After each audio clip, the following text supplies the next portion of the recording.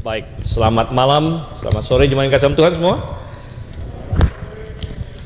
Oke, cukup padat acara kita hari ini ya. Dari pagi tadi baptisan, kemudian CCA, dari 3:30 baru selesai. Dan saya tahu ada jemaat yang pulang terus langsung balik lagi. Puji syukur kita bisa berkumpul kembali di minggu malam ini. Oke, mari kita membuka Alkitab kita.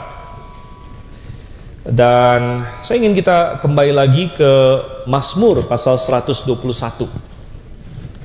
Ini perlu dua nggak? Biar lebih mantap.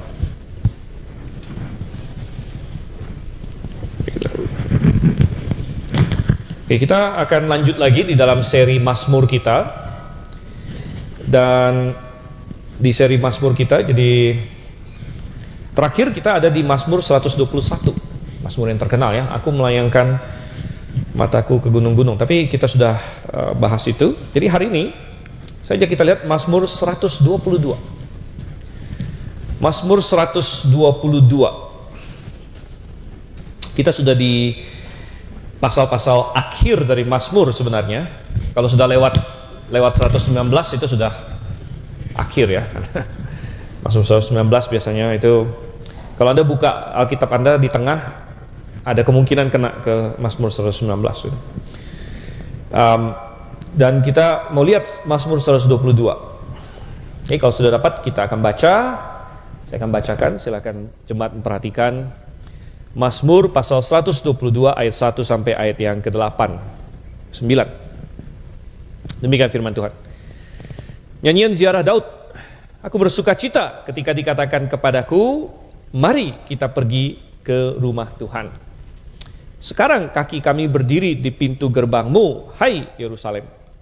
Yerusalem yang dibangun sebagai kota yang erat terpadu. Ke sana suku-suku berziarah, suku-suku Tuhan, untuk bersyukur kepada nama Tuhan sesuai dengan peraturan bagi Israel. Sebab di sanalah ditaruh kursi-kursi pengadilan, kursi-kursi keluarga Daud. Berdoalah untuk damai sejahtera Yerusalem. Kiranya orang-orang yang mencintaimu hidup sentosa. Kiranya damai sejahtera ada di lingkungan tembokmu dan kesentosaan di dalam puri-purimu. Oleh karena saudara-saudaraku dan teman-temanku, aku hendak mengucapkan, kiranya damai sejahtera ada di dalammu. Oleh karena rumah Tuhan Allah kita, aku akan mengusahakan yang terbaik bagimu. Mari kita bersatu dalam doa. Tuhan, kami mengucap syukur firman-Mu menjadi pedoman, menjadi terang bagi kami di tengah-tengah kegelapan, di tengah ketidakpastian, kerelatifan dunia ini Tuhan. Namun kami memiliki batu karang yang kokoh, suatu terang yang tak terpadamkan, suatu kebenaran yang absolut, yang bisa menjadi jangkar bagi jiwa kami. Dan kami rindu diinstruksikan, diajar, dikuatkan, diingatkan oleh firman-Mu pada sore hari ini Tuhan. Kami memohon Roh Kudus untuk menerangi kami. Dan kami memohonnya di dalam nama Juru Selamat kami, Yesus Kristus. Amin. Seperti yang terakhir kita bahas di Mazmur 121, ini masih dalam seri Mazmur yang disebut ziarah. Ya, Bapak Ibu sekalian masih ingat nyanyian ziarah. Dan nyanyian ziarah berarti ini adalah mazmur-mazmur yang dinyanyikan oleh orang-orang Israel ketika mereka harus 3 kali setahun pergi ke Yerusalem. Ya, tentu mereka boleh membaca mazmur ini kapan saja, seperti kita hari ini juga, kita tidak sedang ke Yerusalem, tapi kita membaca mazmur ini dan merenungkannya. Jadi mereka juga bebas merenungkannya kapan saja. Tapi secara tradisional, lagu-lagu ini adalah bagian dari apa yang mereka nyanyikan sambil mereka 3 kali setahun ke Yerusalem. Anda bisa bayangkan, orang dari utara sekali, dari Dan, ya, dari Samaria, dari Efraim dan lain sebagainya, akan naik ke Yerusalem. Ya, dan sambil mereka mendaki, ya, sambil mereka mendekat Yerusalem, mereka akan nyanyi. Ya, Mazmur 121, Mazmur 122, dan semua yang disebut nyanyian ziarah di sini. Dan tema Mazmur 122 tidak lain tidak bukan adalah tentang kota Yerusalem. Ya, kota Yerusalem itu adalah temanya. Dan ini sangat cocok sekali sambil para orang Israel yang berziarah ini, Pada hari Paskah mereka harus ke sana, hari Pentakosta, kemudian hari Raya Pondok Daun. 3 kali setahun mereka harus ke sana. Dan sambil mereka menuju Yerusalem, mereka menyanyikan tentang Yerusalem. Mereka mengarahkan pandangan mereka kepada kota yang mereka tuju itu. Ya, dan oleh karena itu, saya ingin memberikan judul khotbah saya pada hari ini adalah berdoa untuk kesejahteraan Yerusalem. Berdoa untuk kesejahteraan Yerusalem. Dan Yerusalem tetap sampai hari ini sangat-sangat relevan bagi kita ternyata. Banyak orang maunya Yerusalem tidak lagi relevan. Banyak orang maunya Israel tidak lagi relevan. Kota-kota di sana tidak lagi muncul dalam percakapan dunia ini. Namun ternyata tidak bisa seperti itu. Ternyata tidak mungkin bahwa Yerusalem itu tidak relevan lagi. Ternyata tetap sangat relevan. Ya, sehingga sebagai orang Kristen, ya, kita perlu belajar juga bagaimana kita melihat Yerusalem pada proporsinya yang tepat. Bagaimana kita sebagai orang Kristen menyikapi ya, Yerusalem, baik dulu, sekarang, yang sedang terjadi 2025, ataupun di masa depan nanti. Dan firman Tuhan di sini akan menjadi penuntun dan pedoman bagi kita. Ya, karena di sini dikatakan berdoalah bagi Yerusalem. Berdoalah, ayat yang ke-6 di situ menjadi titik tema kita. Berdoalah untuk damai sejahtera Yerusalem. Tanya situ ya. Berdoalah untuk damai sejahtera Yerusalem. Jadi bagaimana kita harus memahami ayat ini untuk kita terapkan hari ini? Apakah kita hari ini juga berdoa untuk Yerusalem? Bagaimana maksudnya ini? Nah, artinya orang Kristen harus memiliki pandangan dan pemikiran yang tepat mengenai Yerusalem, karena Yerusalem itu sangat penting. Di dalam Alkitab sangat penting. Nah, mengapa demikian? Kita akan melihat ya, mengapa kita harus memahami tentang Yerusalem di sini. Saya akan ajak kita lihat di dalam 9 ayat ini ada 3 poin di sini ya, yang akan kita bahas. Yang pertama, Yerusalem itu penting untuk kita pahami dengan benar karena makna rohani dari Yerusalem. Jadi Yerusalem bukan hanya suatu kota yang kita belajar di dalam geografi. Kalau Anda belajar geografi, Anda akan belajar berbagai ibu kota dunia ini. Ini salah satu yang saya senang lakukan dengan anak-anak saya. Wah, kita kuis-kuisan, adu cepat. Ya, ini ibu kota negara apa? Ya. Ini petanya di mana segala macam. Ya. Jadi senang juga. Ya, kita belajar geografi, kan? Ibu kotanya apa misalnya ya, macam-macam lah negara yang aneh-aneh begitu ya. Burkina Faso apa misalnya gitu kan. Dan lain sebagainya. Dan Yerusalem akan muncul di situ. Yerusalem adalah ibu kota Israel. Ya, tetapi ini bukan hanya suatu fakta geografis.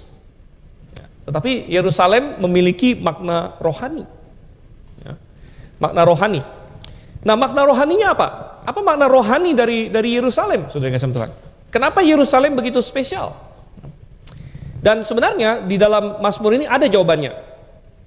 Coba kita lihat ayat 1 dan ayat 2. Dikatakan di sini, aku bersuka cita ketika dikatakan kepadaku, mari kita pergi ke rumah Tuhan. Sekarang kaki kami berdiri di pintu gerbangmu, hai Yerusalem. Kenapa Yerusalem penting? Bahkan dari zaman dulu, kenapa Tuhan suruh orang Israel 3 kali setahun harus ke Yerusalem? Kenapa Tuhan suruh itu? Ya. Karena di Yerusalem ada rumah Tuhan.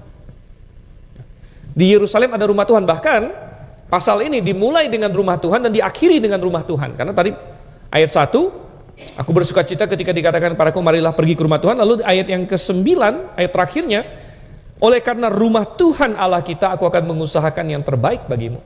Jadi Mazmur ini adalah salah satu Mazmur yang sering dijuluki Mazmur sandwich, ya, sandwich. Jadi sandwich itu kan ada roti gitu kan. Ya, lalu tengahnya apa gitu ya. Jadi ini dimulai dengan rumah Tuhan dan diakhiri dengan rumah Tuhan. Gitu. Nah, ada sebagian orang mempertanyakan ini karena kalau kita lihat judulnya, ini adalah nyanyian ziarah Daud. Ada sebagian kritik yang tidak percaya Daud menulis ini. Mengapa? Mereka bilang, bukankah di zaman Daud bahkan rumah Tuhan belum didirikan? Karena rumah Tuhan itu didirikannya pada zaman Salomo. Lalu bagaimana mungkin Daud menulis ini, nyanyian ziarah Daud, dan dia menyebut tentang rumah Tuhan. Nah, di sini ada banyak jawaban. Anda boleh pilih yang salah satu saja, mana yang sebenarnya semuanya bisa, gitu ya. Ada beberapa kemungkinan. Nomor satu, kita percaya firman Tuhan tentunya bahwa Daud menulis ini. Itu sudah absolut. Kita percaya apa yang firman Tuhan katakan bahwa Daud menulisnya.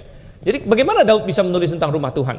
Ya, satu, bisa saja Daud bernubuat tentang rumah Tuhan. Ingat, Daud adalah seorang nabi. Ya. Jadi Daud ada menulis tentang Yesus, tentang Mesias, yang juga belum ada pada zaman Daud. Jadi kalau Daud bisa bernubuat tentang Mesias, kenapa dia tidak bisa bernubuat tentang rumah Tuhan?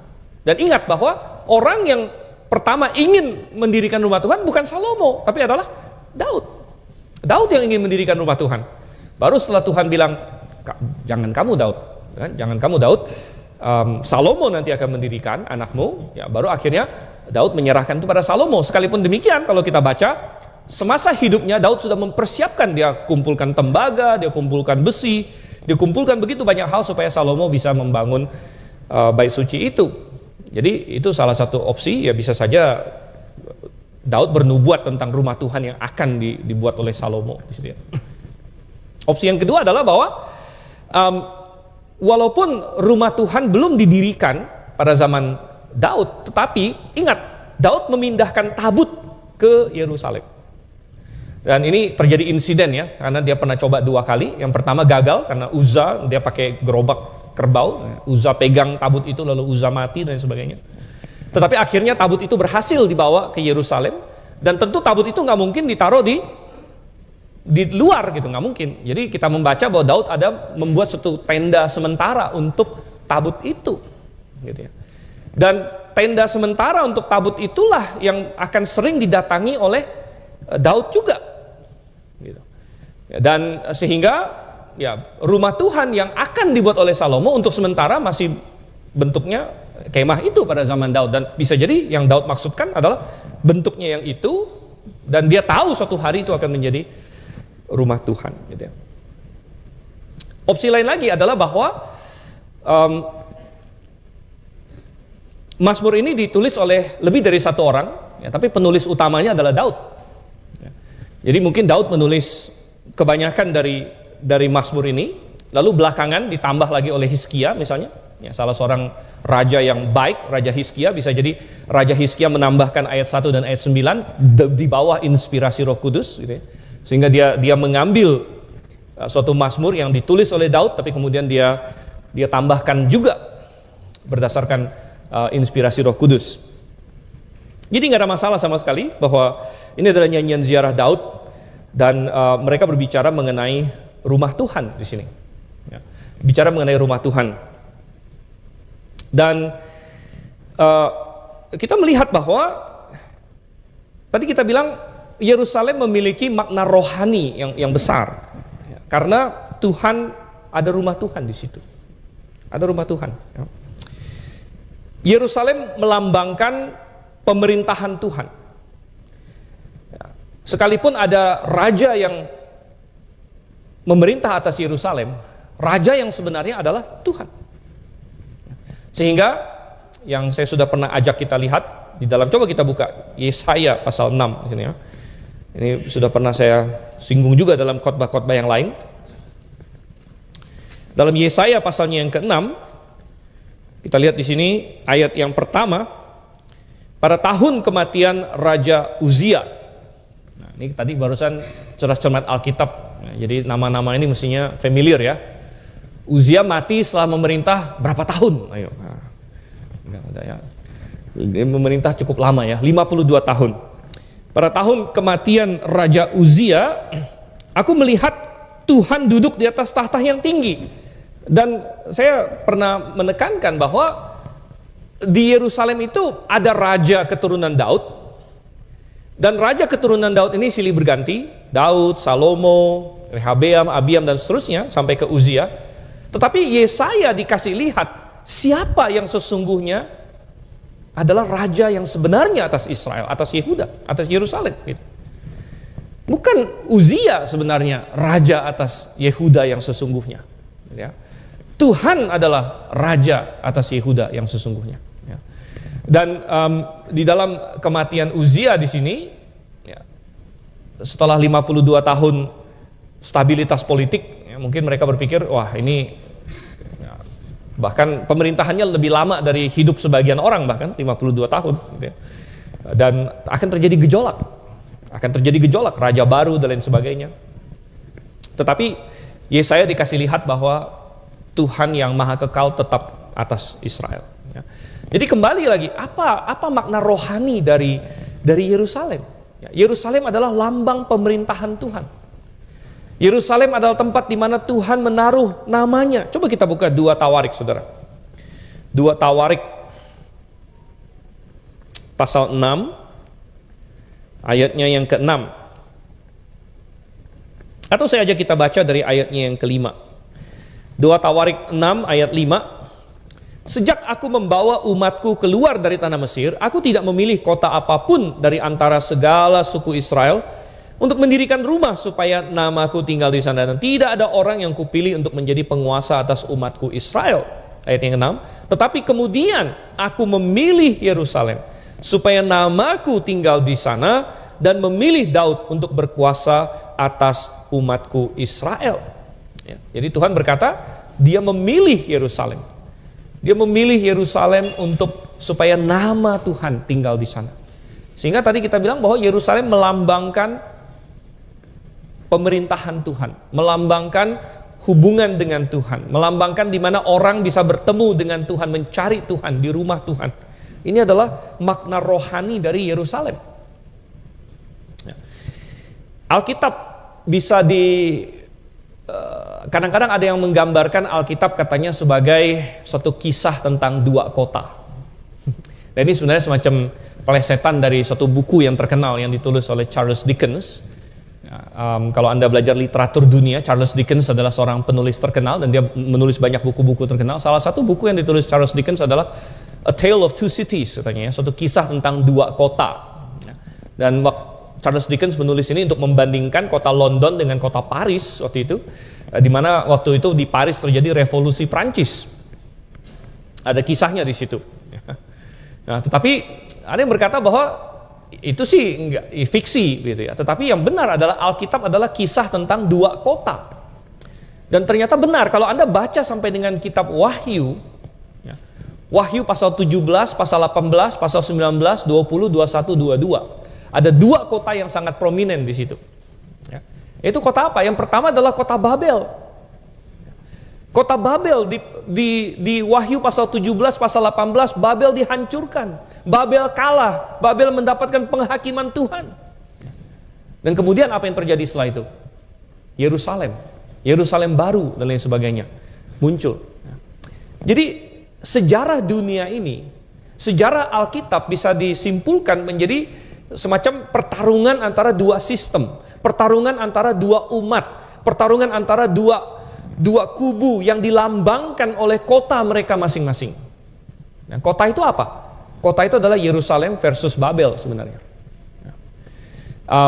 Babel ya sudah menjadi pusat pemberontakan Allah sejak setelah air bah, di mana mereka mencoba mendirikan menara Babel. Dan filosofi Babel adalah mari kita mencari nama. Filosofi Babel adalah meninggikan diri sendiri. Filosofi Babel adalah yang dinyatakan oleh iblis kepada Hawa. Kalau kamu makan buah ini, kamu akan menjadi seperti Allah. Kamu tidak perlu tunduk kepada Tuhan, kamu adalah Allah untuk dirimu sendiri. Dan ini adalah filosofi Babel, filosofi suatu agama yang diciptakan untuk diri sendiri. Agama yang mencintai diri sendiri, agama untuk diri sendiri. Saya adalah Allah. Maksud dengan sama Tuhan itu adalah yang diajarkan oleh dunia.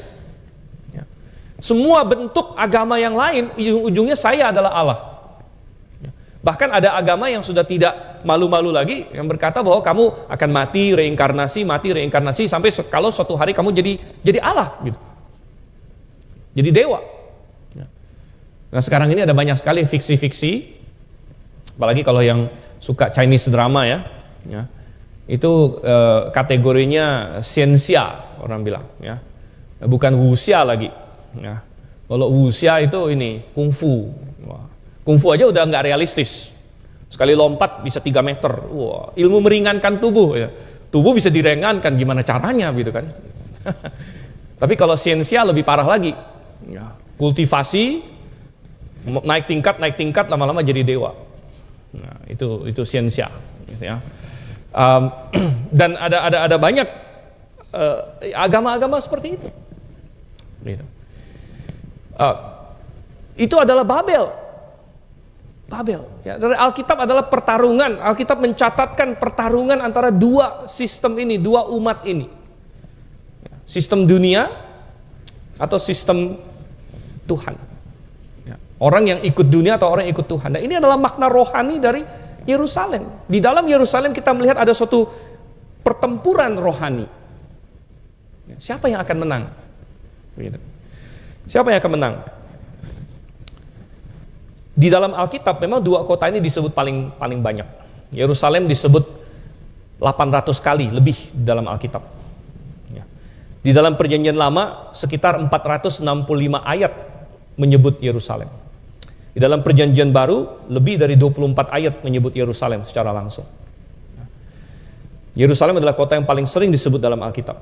Yang kedua paling banyak disebut adalah Babel dalam Alkitab. Jadi ada suatu makna rohani di sini. Oke, mari kita balik lagi ke dalam Mazmur pasal yang ke-121. Tadi kita sudah lihat bahwa kenapa Yerusalem penting untuk kita pahami, karena ada makna rohani di baliknya. Yang kedua, saudara kasih Tuhan, ya, kita sangat penting untuk memahami Yerusalem dengan benar karena momen-momen historis dari Yerusalem. Momen-momen historis Yerusalem memberikan kita pelajaran yang berharga. Coba kita lihat ayat 3 sampai dengan ayat yang kelima. Yerusalem yang dibangun sebagai kota yang erat terpadu. Kesana suku-suku berziarah, suku-suku Tuhan, untuk bersyukur kepada nama Tuhan, sesuai dengan peraturan bagi Israel. Sebab di sanalah ditaruh kursi-kursi pengadilan, kursi-kursi keluarga Daud. Ini sini. Oke. Jadi Yerusalem sudah memiliki sejarah yang sangat-sangat panjang, saudara. Sejarah yang sangat panjang. Sebenarnya kota Yerusalem pertama disebut itu di zamannya Abraham. Waktu itu ada Melkisedek dan lain sebagainya. Nah, kemudian Yerusalem disebut juga di zaman Yosua, ketika orang Israel masuk di situ. Tetapi Yerusalem akhirnya menjadi milik Israel secara permanen itu di zamannya Daud. Makanya tadi kita baca di 2 Tawarik, ketika Tuhan memilih Daud untuk menjadi raja, pada saat itu juga Tuhan memilih Yerusalem untuk menjadi tempat nama Dia berada di situ. Dan ada sejarah yang sudah sangat panjang dari kota ini, saudara. Nah, ketika Daud memerintah di Yerusalem, sebelum dia jatuh ke dalam dosa dengan Batsheba dan lain sebagainya, pemerintahan Daud adalah tipologi dari Yesus Kristus. Daud sendiri adalah tipologi dari Yesus. Dia adalah raja. Yesus disebut sebagai raja. Bahkan Yesus adalah anak Daud, putra Daud disebut di situ. Jadi Daud adalah tipologi dari Yesus. Dan pemerintahan Daud atas Yerusalem adalah tipologi nanti pemerintahan Kristus atas kerajaannya. Dan Daud memerintah dengan adil pada itu, minimal sebelum dia jatuh dalam dosa. Dia menjadi tipologi Kristus. Dan kemudian habis itu diteruskan kepada Salomo. Kita tahu Salomo mendirikan bait suci, yang juga tadi sudah dihafal oleh teman-teman yang CCA. Banyak hal tentang bait suci. Berapa? 60 hasta, ya kan? Kali 20, kali 30 tingginya. Tapi nggak keluar ya soal yang itu. Gitu ya. Ada banyak, begitu ya. Jadi ada momen-momen historis yang begitu banyak tercatat tentang Yerusalem. Bagaimana Yerusalem diserang? Banyak sekali ceritanya. Yerusalem adalah salah satu kota yang paling banyak pernah diserang di dalam sejarah. Anda tahu? Gitu ya. Di dalam Alkitab saja tercatat sering sekali Yerusalem diserang. Salah satu insiden yang di dalam Perjanjian Lama paling sering disebut, perikop paralelnya sampai 3. Ya. Biasanya satu event di dalam Perjanjian Lama, kalau Perjanjian Baru kita tahu ada 4 Injil. Jadi hidup Yesus ada perikop paralel bisa sampai maksimum 4. Nah, tapi dalam Perjanjian Lama, perikop paralel itu biasanya 2 maksimum. Yaitu di 1 dan 2 Samuel, 1 dan 2 Raja-Raja, paralel dengan Tawarik biasanya. Kadang-kadang ada ceritanya sama. Tapi ada satu peristiwa yang Roh Kudus dan Tuhan anggap cukup penting, sampai di Perjanjian Lama dicatat 3 kali dalam 3 perikop paralel. Anda tahu perikop apa itu? Ini mesti masuk CCA tadi ya, gitu ya. Perikop yang akhirnya dicatat 3 kali dalam Perjanjian Lama, dalam 3 perikop paralel adalah insiden ketika Sanherib mengepung Yerusalem. Nah, itu dicatat di Raja-Raja, itu dicatat di Tawarik, kemudian itu dicatat lagi di dalam kitab Yesaya. Ya. Jadi Tuhan menganggap ini cukup penting, bahwa Sanherib datang dengan 185.000 pasukan. Dan dia sudah kalahkan semua kota Yehuda yang lain. Jadi rupanya di Yehuda, kota kedua terbesar waktu itu adalah Lakis. Lakis sudah dikalahkan. Ya. Semua kota yang lain sudah dikalahkan. Tinggal Yerusalem saja. Dan Sanherib waktu itu dengan yakin berpikir bahwa saya akan mengalahkan Hizkia. Saya akan mencaplok Yerusalem. Sampai-sampai dia ejek mereka. Berapa ekor kuda yang dia janjikan? Ya. Tadi sudah keluar. Ya.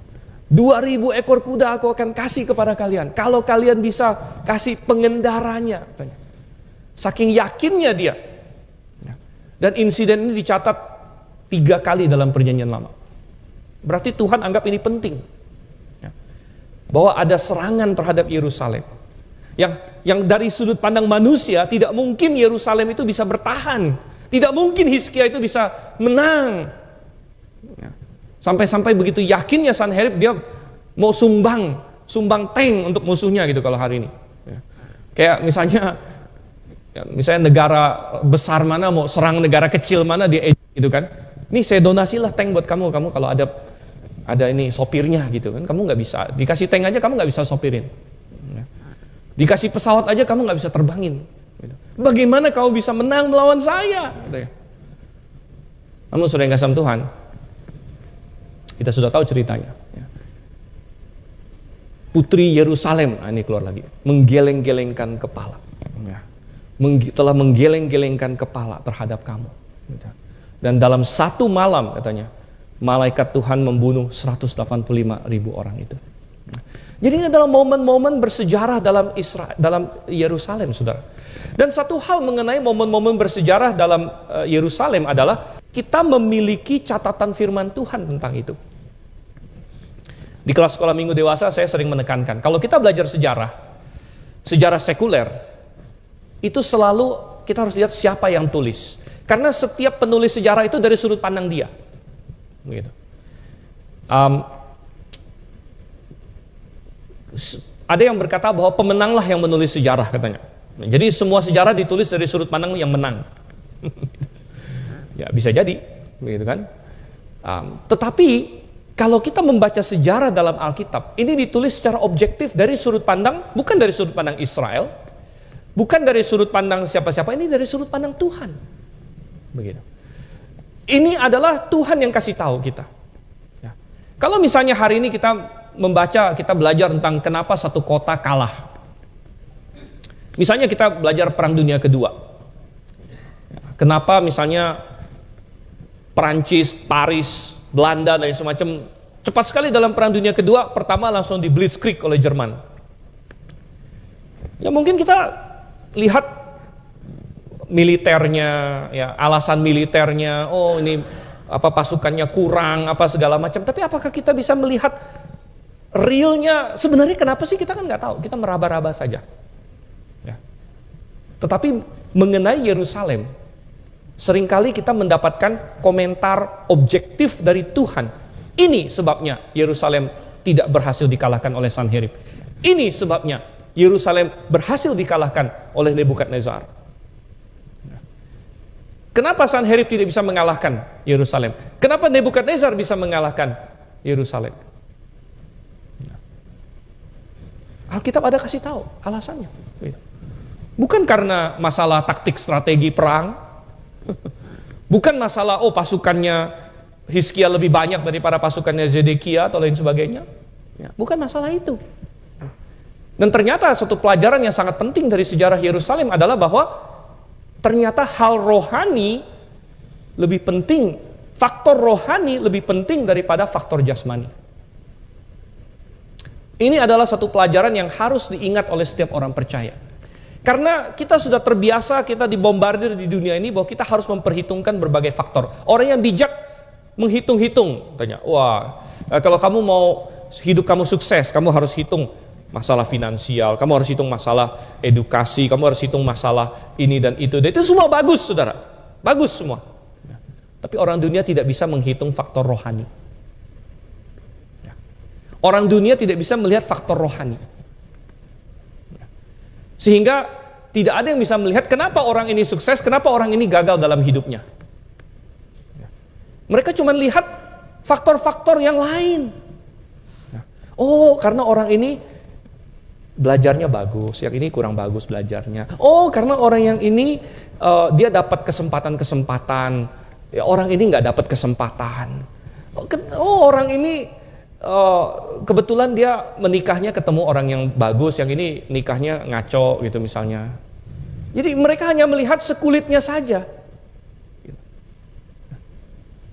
Tetapi kita belajar dari sejarah Yerusalem, ternyata bahwa faktor-faktor rohani itulah faktor-faktor yang sebenarnya yang paling berpengaruh. Karena faktor rohani juga berpengaruh ke semua faktor tadi lain itu.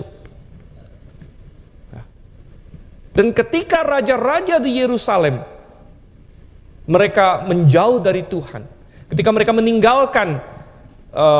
meninggalkan perintah Tuhan dan lain sebagainya, maka Yerusalem Tuhan biarkan untuk hancur. Tetapi ketika mereka berpaut pada Tuhan, maka Yerusalem kuat.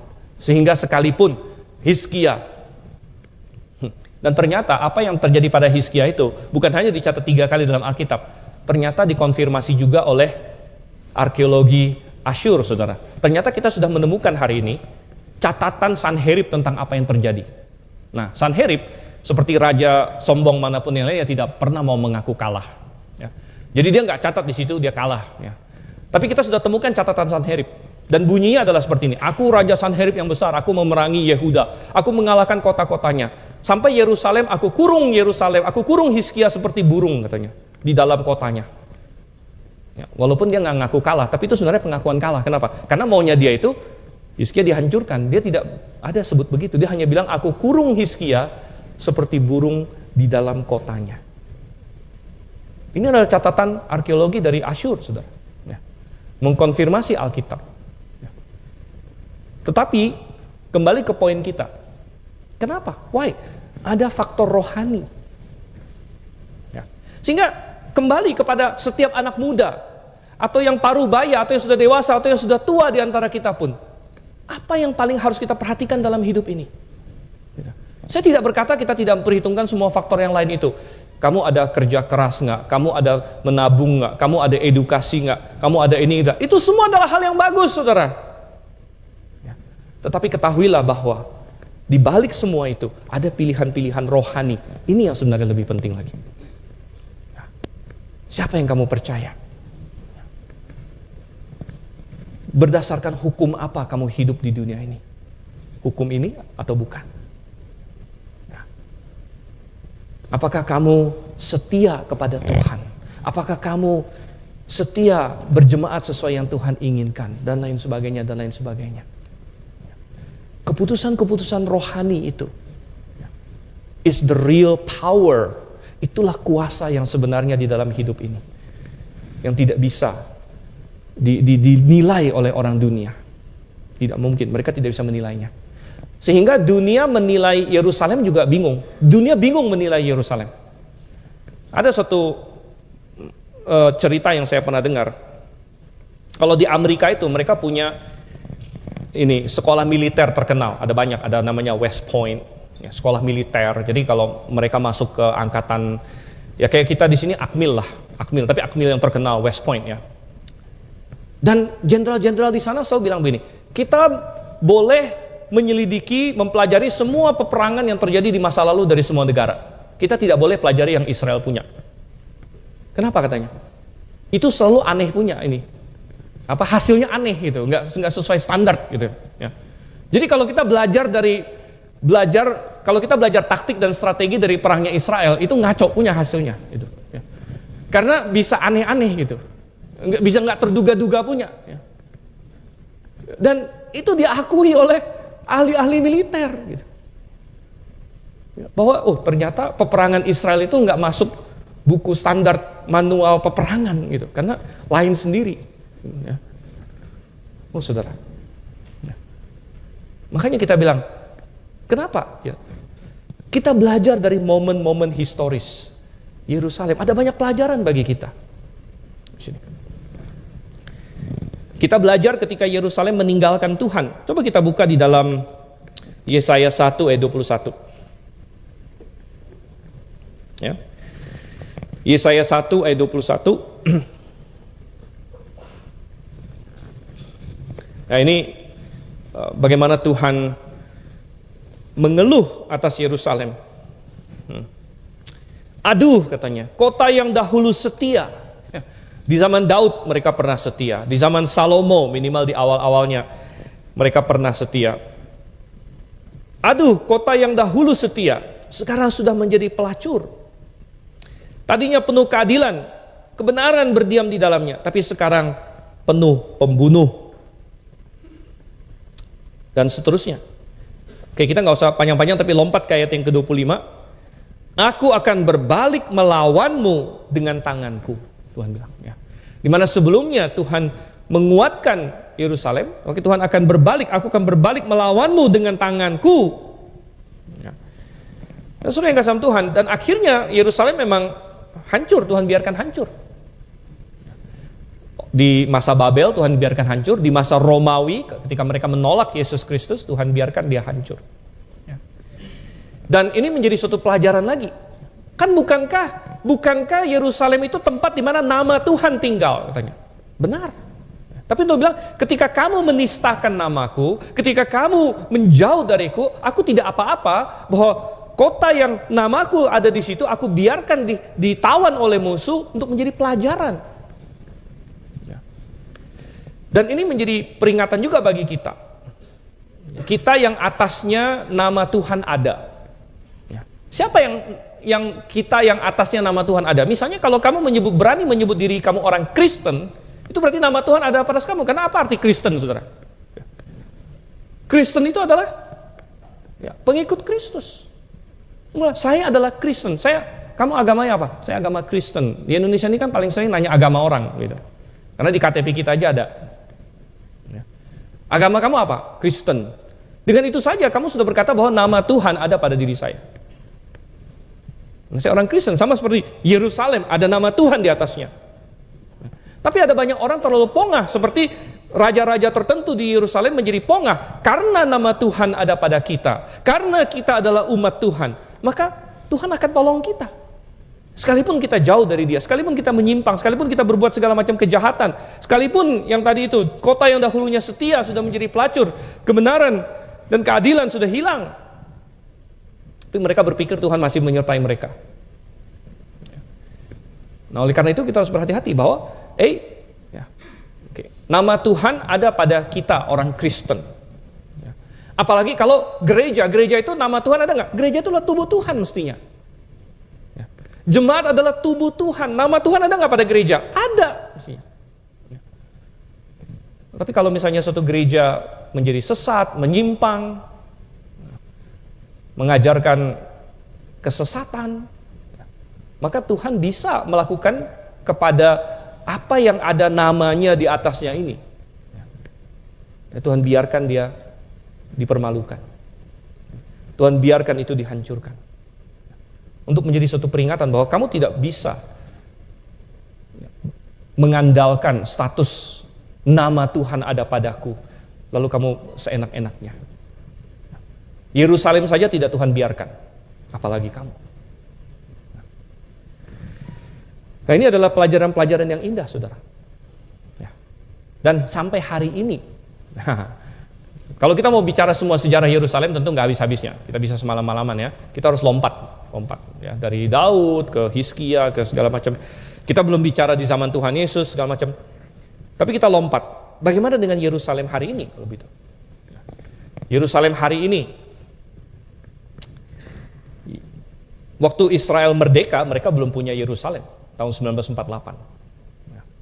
Yerusalem baru mereka dapatkan belakangan. Ya, sampai sekarang Yerusalem masih menjadi sesuatu yang bikin pusing semua dunia.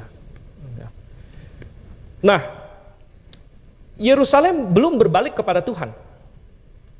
Sehingga di Israel sekarang itu terbagi menjadi dua kelompok yang sangat bertentangan. Ya. Satu adalah kelompok Yahudi Ortodoks, yang sangat Taurat, Torah segala macam, pakai topi kemana-mana pakai topi, ya. Bajunya sering hitam-hitam berjanggut, kan? Yahudi Ortodoks. Ya. Tapi di Israel juga berkembang kelompok liberal Yahudi, sehingga salah satu parade gay LGBT terbesar itu adanya di kota Tel Aviv. Salah satu yang paling besar di dunia. Dan Tel Aviv sering disebut sebagai ibu kota gay juga di dunia ini. Jadi di Israel sekarang kayak semacam ada dualitas begitu. Ada yang liberalnya mereka sangat-sangat liberal. Lalu ada yang ortodoksnya mereka begitu. Coba kita lihat apa yang Tuhan katakan di Wahyu pasal 11 mengenai Yerusalem pada saat ini.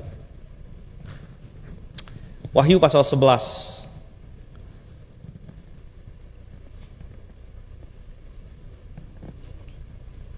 Ayat yang ke-8. Ini adalah suatu peristiwa yang akan terjadi di masa tribulasi nanti. Wahyu 11 ayat 8. Mayat mereka akan terletak di jalan raya kota besar yang secara simbolis disebut Sodom dan Mesir, tempat Tuhan mereka juga disalibkan. Oke, TB2 bilang secara simbolis, TB1 secara rohani ya, kalau salah. Mayat mereka akan terletak di jalan raya kota besar, di mana Tuhan mereka disalibkan. Di mana Tuhan Yesus disalibkan? Yerusalem. Tapi Yerusalem disebut sebagai Sodom dan Mesir. Ya. Karena Yerusalem yang sekarang masihlah Yerusalem yang memberontak, yang belum tunduk kepada Mesiasnya, yang belum menerima Tuhannya, yaitu Yesus Kristus. Oleh karena itu belum bisa ada damai atas Israel. Belum bisa ada damai atas Yerusalem. Yang adalah sangat ironis. Mengapa? Karena kata Yerusalem itu artinya, Salem itu artinya damai. Yerusalem itu artinya kota damai. Tapi si kota damai ini adalah salah satu kota di dunia yang paling tidak pernah menerima damai. Dia adalah, tadi kita bilang adalah kota yang salah satu kota yang paling banyak diserang, dikepung, dihancurkan, kemudian dibangun lagi. Jadi di Yerusalem belum ada damai, karena mereka telah menyalibkan Raja Damai. Coba kita balik lagi ke poin terakhir kita sekarang di Mazmur pasal 122. Mazmur pasal 122. Kenapa Yerusalem begitu penting? Kenapa kita perlu berdoa untuk Yerusalem? Ya, satu, karena makna rohaninya, makna rohani dari Yerusalem. Dua adalah karena momen-momen historis dari Yerusalem, ada banyak pelajaran di situ bagi kita.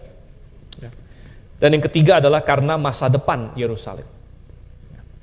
Karena masa depan Yerusalem. Sejarah Yerusalem belum selesai ditulis.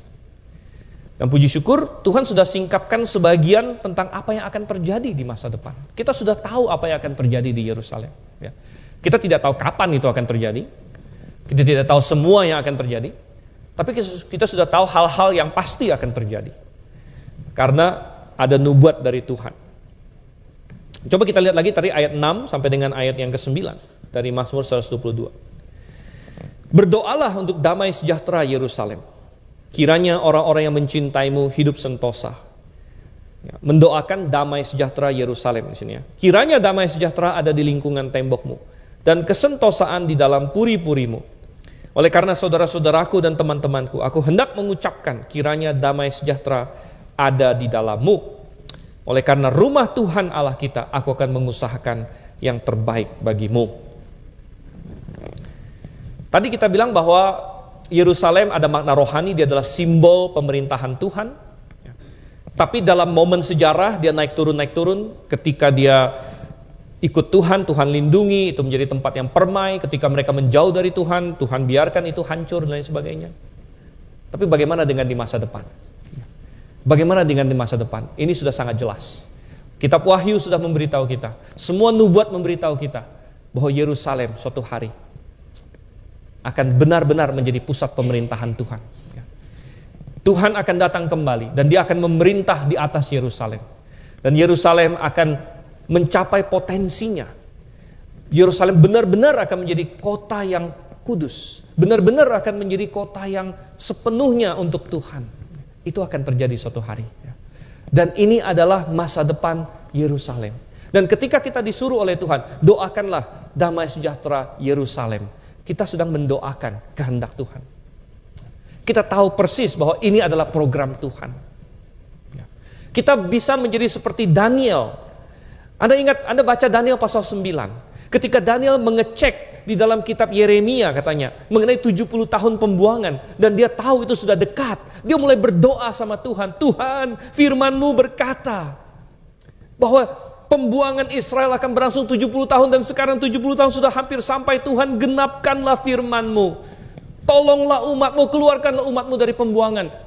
Daniel mulai berdoa kepada Tuhan karena dia tahu yang dia doakan itu adalah program Tuhan juga. Yang dia doakan itu adalah kehendak Tuhan juga.